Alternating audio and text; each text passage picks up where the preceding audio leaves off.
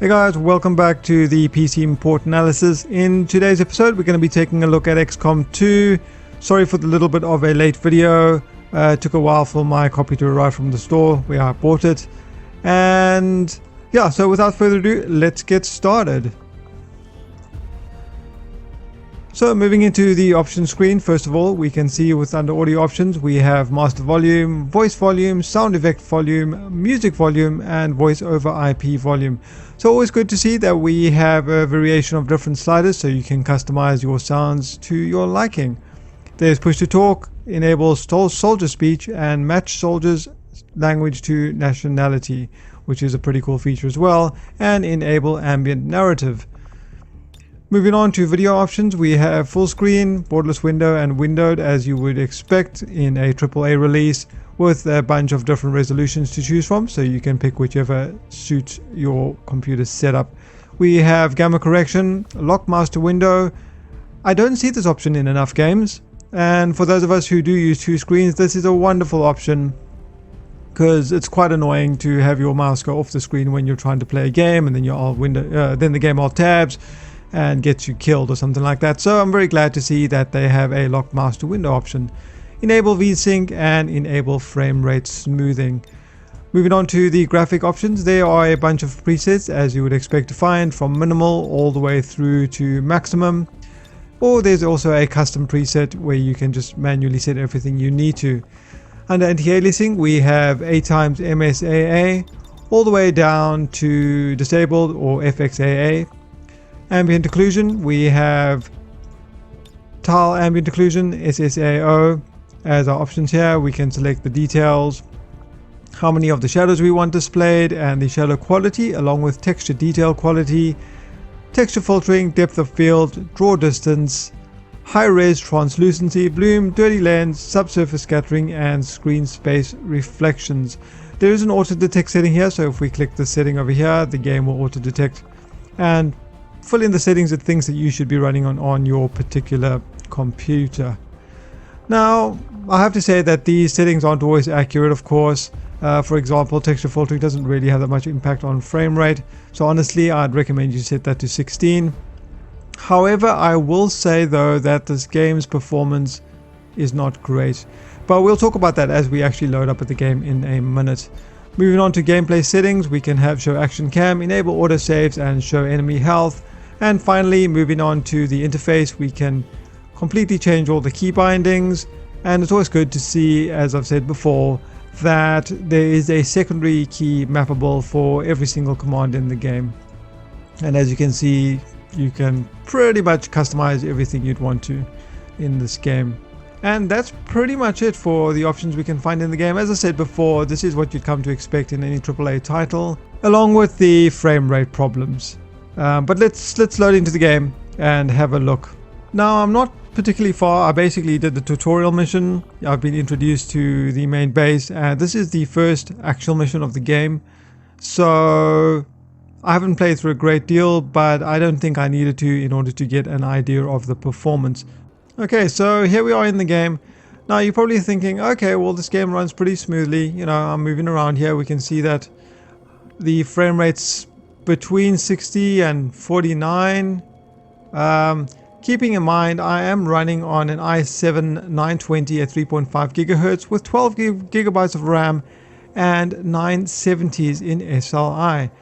Now, when you load up the game for the first time, if you are running on an SLI setup, you'll notice that the game doesn't use SLI at all, and the frame rate isn't particularly great, even with the auto detect recommended settings. Now, as you can see, the frame rate is kind of fluctuating between 52 and 48. There we go, we saw 44. I'm currently running the game on high detail, so we can see here, if we go into the graphic settings, I've got FXAA on, ambient occlusion on, everything on. If you turn this depth of field off, it significantly improves your frame rate and the smoothness of your experience. And again, anti-aliasing, I generally keep this on FXAA. I've noticed that if I put it up anything higher, the frame rate also seems to take a significant hit. In order to get SLI working, I found a post on the Steam forums where they were talking about putting SLI bits in. I'll put the information on the screen right about now for you guys to see, so you can enable that. And the GPU usage seems pretty decent with this profile. It's not an official profile, just keep that in mind. We're going to have to wait for Nvidia to release a driver specific to the game. Now, this is not a particularly big map. You can see it's relatively small, and there's not a whole lot of stuff on this map, and you can already see the frame rates all over the place. 46, there we go, 54. I mean, even over here, there's nothing really being displayed except the fog of war, and the frame rate's going all over the place. The frame timing seems okay. It's not too bad, so at least that's a positive. You know, it's 20.5, 20.3 milliseconds. I think anything. Oh, we saw 77 there. So there's definitely some kind of a stutter issue going on in this game, and there definitely needs to be a patch for this stuff to be fixed. And you know, to be honest, I'm getting quite tired of these unoptimized PC releases. It's getting kind of old that developers think they can just release these games in the state, and I start to wonder, do they actually test these things? You know, now I'm fortunate to have a relatively fast computer, not the fastest. You know, there are people with 980 Ti's who are having problems and Titans and things like that. So this isn't an isolated case. A lot of people are having performance issues. You just need to head over to the Steam forums. In fact, I'm going to put a link in below just to the Steam forums. You can go and see all the posts about performance problems yourself. Since I've installed this game, there hasn't been a patch. Obviously, it's weekend now, so maybe, hopefully, we can expect a patch for the game come next week, along with an Nvidia driver that's going to be optimized for this game. Because to be honest, you know, trying to play a game when it's like this, yes, you know, XCOM 2 is turn-based, and I've been looking super forward to this game. And you can imagine my disappointment when I loaded it up and it performed like this. I don't know what else to tell you guys, just that this is not optimized at all. If you guys are running on slower hardware, I can't speak for what kind of performance you get. Maybe this is an issue just with the newer generation cards. But if any of the other games that have recently been released that have these kinds of problems, if they are anything to go by, it's most likely not connected to any specific card, and pretty much everybody is probably having these kinds of problems. I will go on to say though that I don't think everyone is going to have this problem. Like again, with all the new games, there's always going to be a handful of people who don't seem to experience these kinds of performance problems on their computers. But there are a majority of people who are going to be having these problems. Now, as I said, XCOM is a turn-based game. So, you know, you can see here I'm just moving a character around and the frame rate dropped to 16. Yes, I am recording with Shadowplay at the moment so as to not incur such a large performance penalty. So when I'm not recording, the frame rate is a little bit smoother than this, but it still drops. You know, it's still not smooth. And, you know, this is not one of the big maps.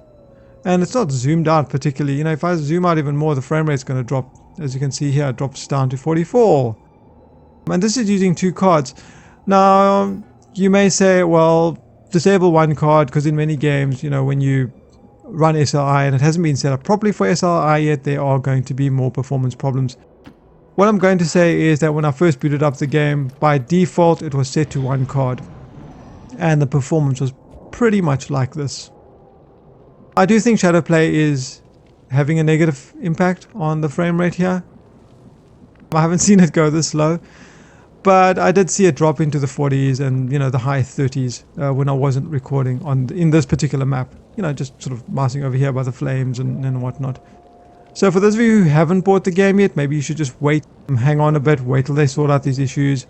As good as I want the game to be, I don't think in all honesty that I can recommend this until these issues are fixed. I mean, perhaps some of you are less fussy than me, but for me personally, I find that games that have this erratic frame rate or low frame rates just detract from my enjoyment of the title. But otherwise, if you guys have any questions or comments about the game and your experiences with it, you can leave it in the section below. I hope to revisit this title when these issues have been fixed and bring you more footage of XCOM 2. Otherwise, I've been Charling, and I'll see you guys next time. Sort of have an overview of the size and performance when you're looking at large scenes like this. But the GPU usage is not too bad, but like I said, it kind of hops up and down.